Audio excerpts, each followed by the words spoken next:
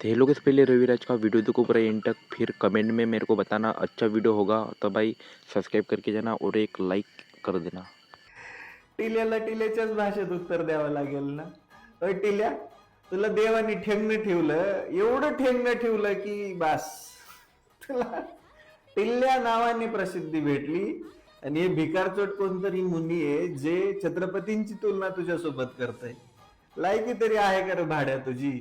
लय हसत असतो लोकांवरती, आज तुझ्यावरती हसावं वाटतं माहितीये. शिवाजी महाराज उनको गले से लगने लगे, वैसे छत्रपति शिवाजी में उन का पूरा कतरा बाहर निकाल दिया.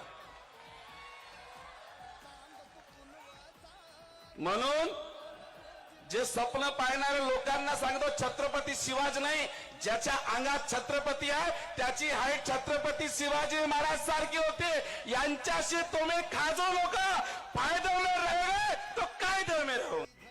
ते जे गांडू दोन आहेत ना, त्या दिवशी महाराणी ताराराणी बद्दल बोलणारा तो भिकारचोट मुनी आणि आज हा, त्यांना पहिलं फटकवलं पाहिजे.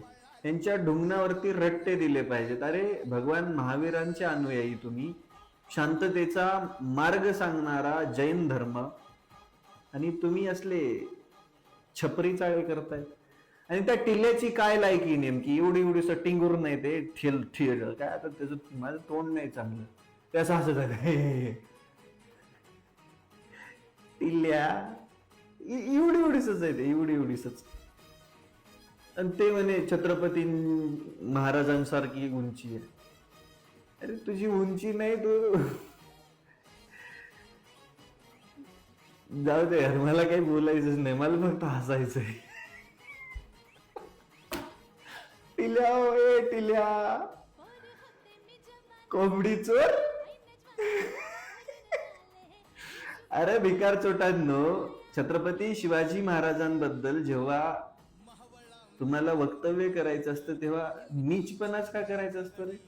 हा, या लोकांनी ठरवलेलं आहे छत्रपती शिवरायांची उंची कमी करायची. असले भिकारचोट टिल्ल्या फिल्ल्या हे दलिंदर येतात, या भाड्यांना पहिलं ठेचलं पाहिजे. सारखी हे हिम्मत करताय छत्रपतींचा अपमान करण्याची, यांच्यात हिम्मत कुठून येते हे शोधायला पाहिजे. आपण छत्रपतींचे अनुयायी म्हणून छत्रपतींना मानणारा पूर्ण महाराष्ट्र शंड झालाय का?